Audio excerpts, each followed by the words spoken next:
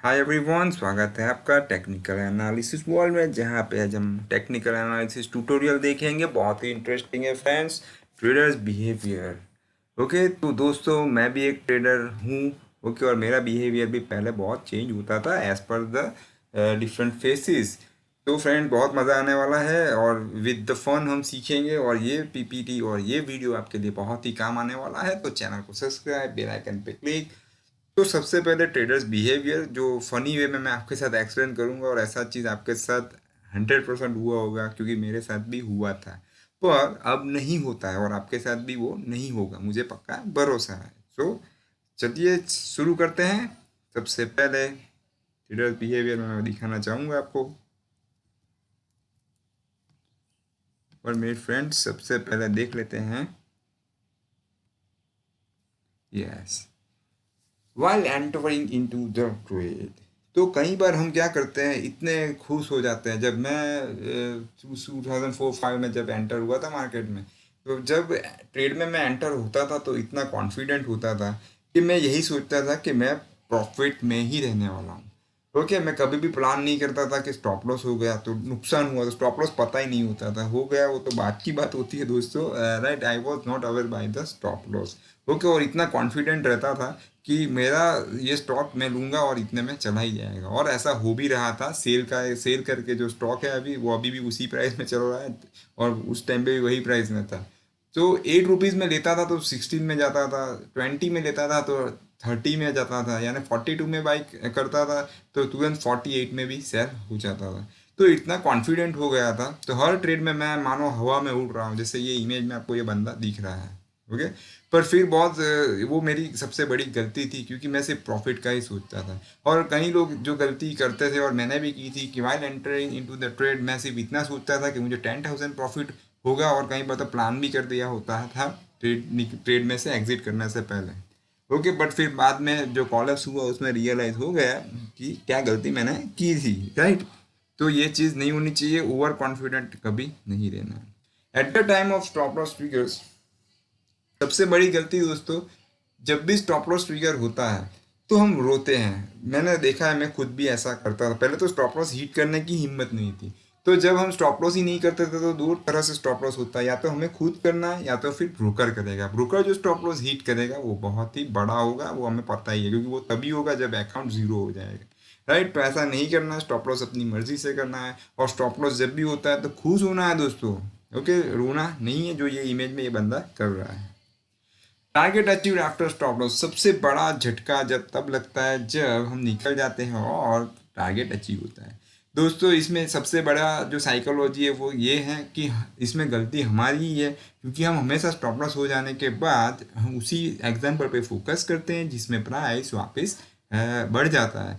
पर कहीं ऐसे भी एग्जाम्पल है जिसमें प्राइस कभी नहीं आया है, जिस जो मैं मुझे पता है, अबान ऑप्शोर करके शेयर है, पूंज लॉयड है दोस्तों, इतने सारे एग्जाम्पल है, मैं क्या बताऊं आपको।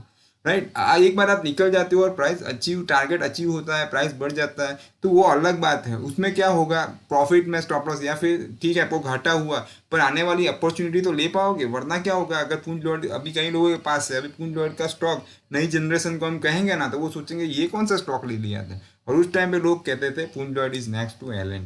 तो दोस्तों पूरा सब चेंज हो जाता है, अभी पूंज लॉयड की कोई वैल्यू नहीं रही है। राइट, तो टारगेट अचीव स्टॉप लॉस के बाद होता है, तो उसमें कोई अफसोस करने की बात नहीं है, क्योंकि कई बार तो हमें ऐसे एग्जाम्पल पे फोकस करना चाहिए। उसका सबसे बेस्ट एग्जाम्पल तो आपको आरकॉम है, रिलायंस एनर्जी है, और कितने हैं दोस्तों, कम पड़ जाएंगे। ओके, तो मेरा कहने का मतलब है, एज अ साउंड ट्रेडर आपको सिर्फ इस पे फोकस करना है। हम जब गॉड को प्रे करते हैं तो हमारी हर विश फुलफिल नहीं होती है, फिर भी हम करते ही है ना, फिर भी हम उन पे फेथ रखते ही है ना। ओके, नहीं होती है, फिर हमारी जो भी विशेस हम उनसे मांगते हैं, वो अगर विश फुलफिल नहीं होती है, फिर भी हम उन्हें कभी भी कुछ बुरा भला नहीं कहते हैं। तो हम स्टॉप लॉस को क्यों कहते हैं, नहीं कहना चाहिए, because stop loss is the god in this market. Right friends, mark to mark profit, तो दोस्तों सबसे बड़ी बीमारी mark to mark profit check करना, ये आपकी सबसे बड़ी वीकनेस हो सकती है, क्योंकि आप स्टॉप लॉस भी फॉलो नहीं कर पाते हैं, आप एग्जिट भी फॉलो नहीं कर पाते हैं, और सबसे बड़ा दिक्कत आता है स्टॉप लॉस रिवाइज करने में। क्योंकि जब स्टॉप लॉस हम रिवाइज करते हैं तो वो कभी भी टॉप पे एग्जिट नहीं होने वाले हैं। यानी आपको जब मैक्सिमम प्रॉफिट जो मिल रहा है उस पर कभी भी एग्जिट नहीं होगा। यानी आपको 5000 प्रॉफिट मिल रहा है तो आपका स्टॉप लॉस ऐसे ऐसी जगह पे रिवाइज हुआ होगा कि वो जब होगा तो 5000 आपके हाथ में नहीं आएगा, आपको मिलेगा 3000। तो हमें फिर डर लगता है कि यार 3000 मिलेगा, स्टॉप लॉस होगा, तो और अभी आई एम गेटिंग 5000 और हम निकल जाते हैं, राइट। और लास्ट में हो सकता है 10,000 भी प्रॉफिट हो।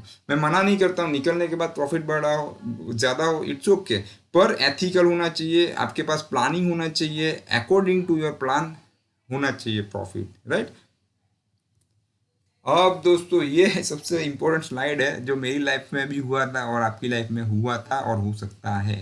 जब मैं लॉस में आ जाता हूँ, मार्क टू मार्क आ जाता था, पहले की बात है दोस्तों, तो मैं प्रे करता था और कई बार मैं अपने आप से भी बात करता था। आप लोग भी करते ही होंगे अभी भी, ओके। तो हम क्या बात, इवन मैं भी अपने आप से बात करता हूँ, लेकिन मैं सिर्फ एक ही चीज़ कहता हूँ कि believe in your stop loss, right. Stop loss is your God.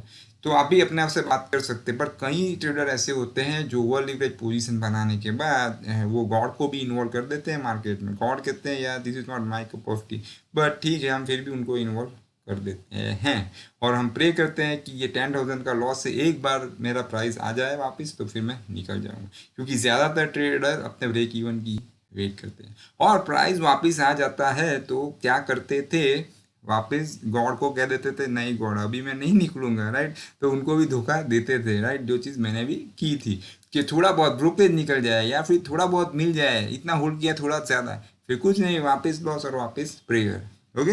तो मार्क टू मार्क लॉस में प्रेयर हम बहुत ज़्यादा करते थे। प्रेयर दोस्तों ठीक है करनी चाहिए, पर सबसे इम्पोर्टेंट चीज़ है अच्छा काम करना है, डिसिप्लिन फॉलो करेंगे तो God will always with you, okay. कभी भी प्रेयर की ज़रूरत पड़ने वाली नहीं है और भगवान ने आपको दिया है स्टॉप लॉस, उससे ज़्यादा कोई बड़ा वेपन ये मार्केट में मुझे नहीं लग रहा है।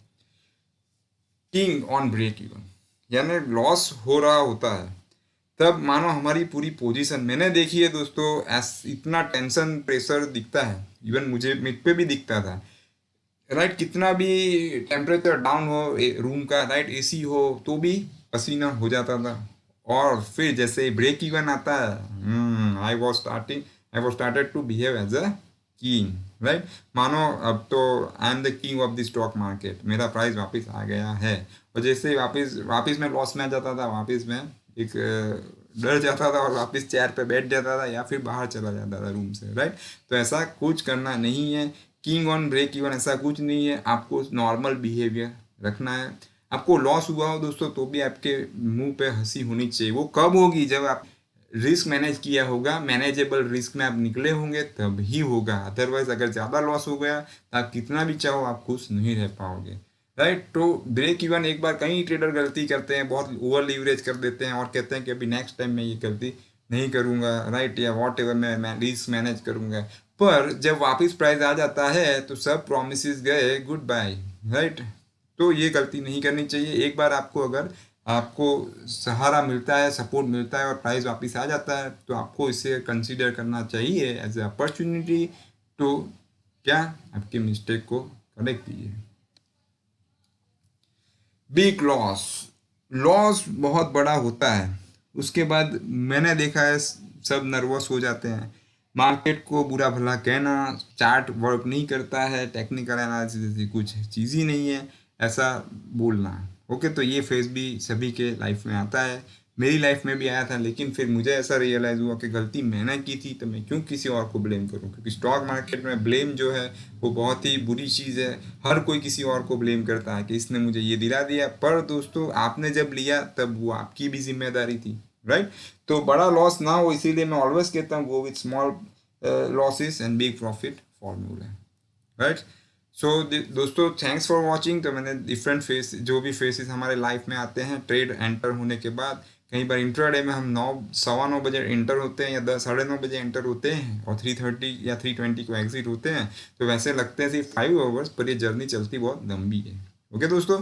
तो आशा करता हूँ ये ट्यूटोरियल आपको पसंद आया होगा। तो फिर मिलेंगे नए वीडियो के साथ, तब तक के लिए goodbye, take care, follow the stop loss and हाँ फ्रेंड्स शेयर करना मत भूलिएगा अपनी ट्रेडिंग कम्युनिटी में। Good bye.